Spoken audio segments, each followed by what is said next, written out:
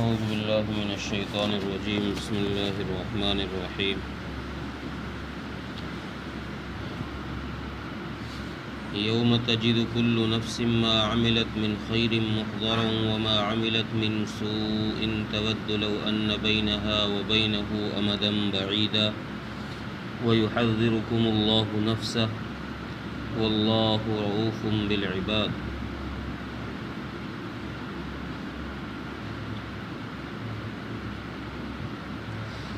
پچھلی آیتوں میں مسلمانوں کو کافروں کے ساتھ دوستی لگانے سے روکا تھا. اس آیت کے اندر ایمان والوں کو ڈرایا جا رہا ہے اعمال سوء سے، گناہوں سے مسلمانوں کو ڈرایا جا رہا ہے کہ ایک دن آئے گا کہ جب ہر انسان کے اعمال اس کے سامنے کر دیے جائیں گے، خواہ اس نے اچھے اعمال کیے ہوں یا اس نے برے اعمال کیے ہوں، ہر شخص کا عمل اس کے سامنے حاضر کر دیا جائے گا. اب جن کے اعمال برے ہوں گے وہ لوگ یہ تمنا کریں گے، یہ آرزو کریں گے کہ کاش میرے اور ان اعمال کے درمیان جو ایک گناہوں کا پہاڑ دکھ رہا ہے، میرے اور ان گناہوں کے درمیان ایک بہت دور کی مسافت ہوتی، بیچ میں ایک بہت لمبا راستہ ہوتا ان تک پہنچنے کے لیے. یعنی مجھے سزا اتنی جلدی نہیں ملنی چاہیے، دیر میں ملنی چاہیے. یا پھر آدمی یہ تمنا کرے گا کہ کاش میں نے یہ اعمال کیے ہی نہ ہوتے، کتنا اچھا ہوتا کہ میں ان گناہوں کو کرتا ہی نہیں تو پھر سزا بھی نہیں ملتی. اور چونکہ انسانوں میں کچھ لوگ وہ ہوتے ہیں جن کے اعمال کچھ اچھے ہوتے ہیں، کچھ برے ہوتے ہیں، اور کچھ ایسے بھی لوگ ہیں کہ جن کے پاس اچھائیاں بالکل بھی نہیں ہیں، صرف برائیاں ہی برائیاں ہیں، جیسے کہ کافر. اور کچھ ایسے ہیں کہ جن کے پاس نیکیاں ہی نیکیاں ہیں، برائی ہے ہی نہیں، جیسے انبیاء علیہم الصلاۃ کی ذات کہ ان کے پاس گناہ کا تصور ہی نہیں ہے. تو یہ ان لوگوں کے لیے ہے کہ جن کے پاس نیکیاں بھی ہیں اور برائی بھی ہیں، گناہ بھی ہیں. اب جن کے پاس گناہ ہی گناہ ہیں، نیکیاں نہیں ہیں، وہ تو ان کا تو حال اللہ ہی جانے. ان کے بارے میں تو جو سزائیں وارد ہوئی ہیں وہ تو خالدین فیہا ابدا، ہمیشہ ہمیشہ کی جہنم میں رہیں گے. یہاں جو ڈرایا گیا ہے یہ ان لوگوں کو ڈرایا گیا ہے جنہوں نے کلمہ توحید پڑھا ہے، اللہ کی وحدانیت کا اقرار کیا ہے. ان کو اس سے ڈرایا جا رہا ہے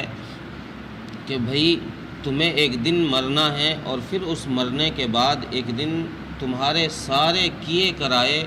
جمع کر دیے جائیں گے، جن کو تم کر کے بھی بھول گئے ہوگے، جن نیکیوں کو تم نے بھلا دیا ہوگا، یا جو گناہ کیے ہوں گے اور تم ان کو بھول گئے ہوں گے، تمہیں یاد بھی نہیں ہوگا کہ ہم نے یہ گناہ کیا بھی ہے کہ نہیں کیا.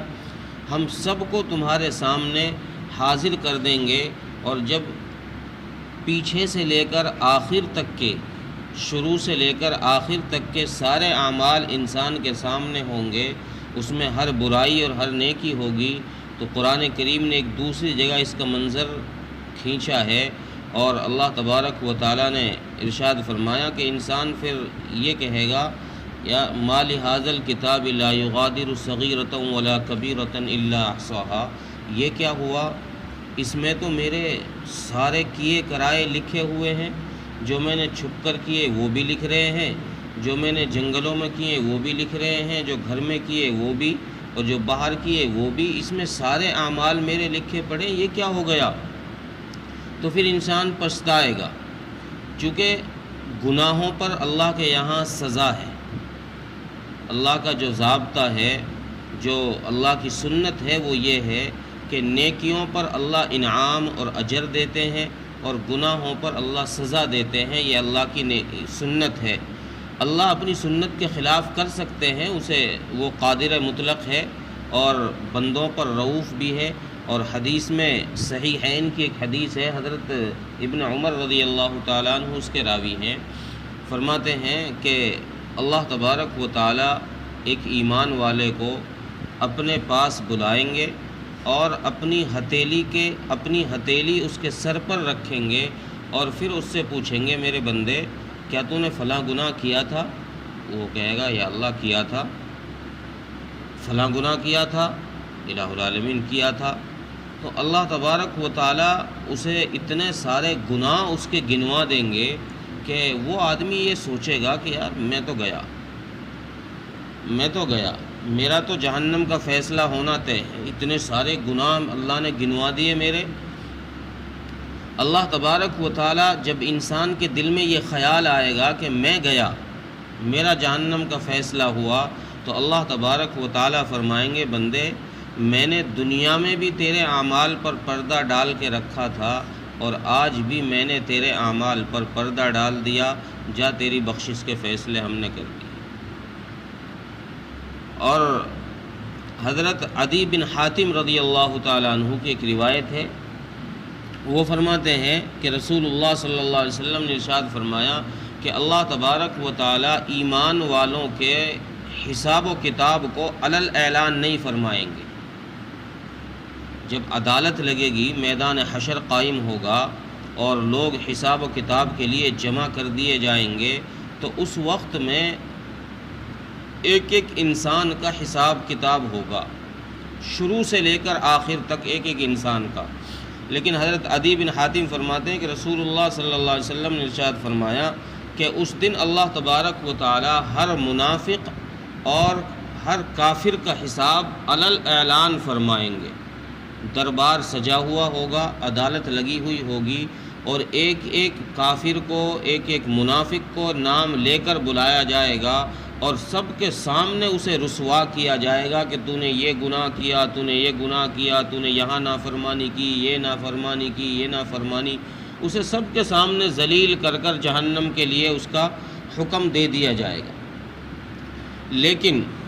جب ایمان والے کی باری آئے گی، ایمان والے سے حساب و کتاب لیا جائے گا، تو رسول اللہ صلی اللہ علیہ وسلم نے ارشاد فرمایا تو اللہ تبارک و تعالیٰ اس ایمان والے کو اپنی رحمت کی چادر میں چھپا لے، اسے سب کے سامنے اس سے حساب و کتاب نہیں فرمائیں گے اور پھر اسے وہ گناہ اس کے گنوائے جائیں گے جو اس نے کیے ہیں، وہ سارے گناہوں پر اقرار کرے گا تو اللہ تبارک و تعالیٰ فرمائیں گے ہم نے دنیا میں بھی پردہ ڈالا تھا، آج بھی پردہ ہے، اس لیے جاؤ ہم نے تمہیں چھوڑ دی۔ یہاں ایک چیز یہ ہے کہ اللہ تبارک و تعالیٰ کی ذات قادر مطلق ہے، وہ اب بھی سزا دینے پر قادر ہے اور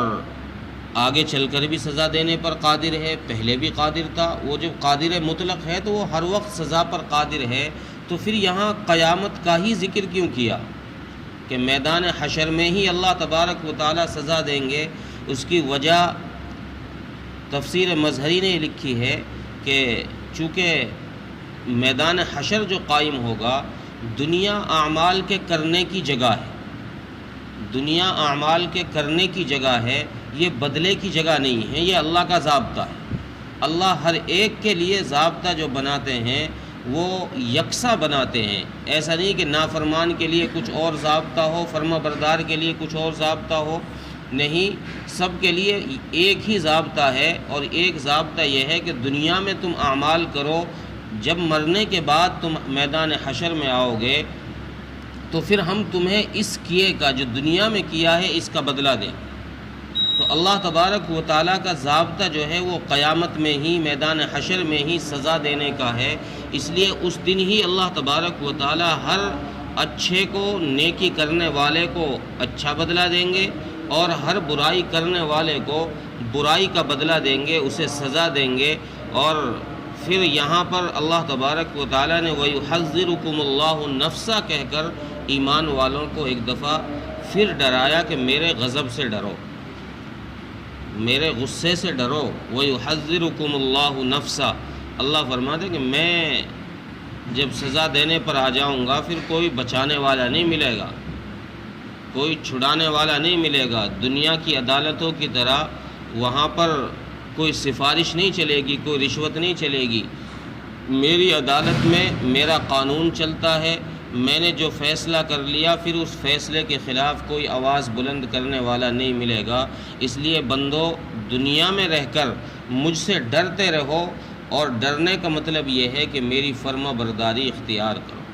نافرمانی سے بچو، فرما برداری اختیار کرو۔ اور پھر آخر میں اللہ فرما رہے ہیں کہ میں یہ نہیں چاہتا کہ تمہیں سزا دوں۔ اللہ تبارک و تعالی بالکل یہ نہیں چاہتے کہ بندوں کو سزا دے، ان کو جہنم کا ایندھن بنائے، بلکہ اللہ نے آخر میں فرمایا واللہ رؤوف بالعباد، اللہ اپنے بندوں پر بہت مہربان ہے، وہ بہت مہربان ہے۔ وہ یہ چاہتا ہے کہ ہر بندہ ثواب لے، ہر بندہ جنت کا مستحق بنے۔ اسی لیے اللہ تبارک و تعالیٰ نے قرآن کریم میں جگہ جگہ آخرت کے عذاب سے اور اپنے غصے اور قہر سے ڈرایا ہے، تاکہ لوگ دنیا کی زندگی میں اعمال بد سے بچ جائیں اور اچھے اعمال کرنے والے بن جائیں۔ جب اچھے اعمال کریں گے تو پھر اس کا بدلہ بھی جنت میں اللہ تبارک و تعالیٰ عطا فرمائیں گے۔ ترجمہ دیکھیں، یوم تجد کل نفس ما عملت من خیر محضرا وما عملت من سوء۔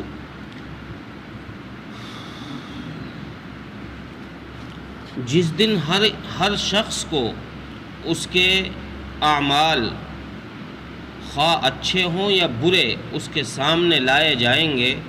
تود لو ان بینہا و بینہ امدا بعیدا، تو وہ یہ آرزو کرے گا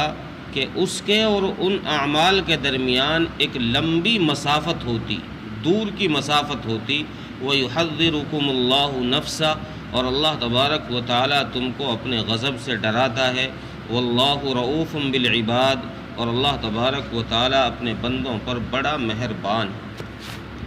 اللہ تعالیٰ ملک توفیق عطا فرمائے۔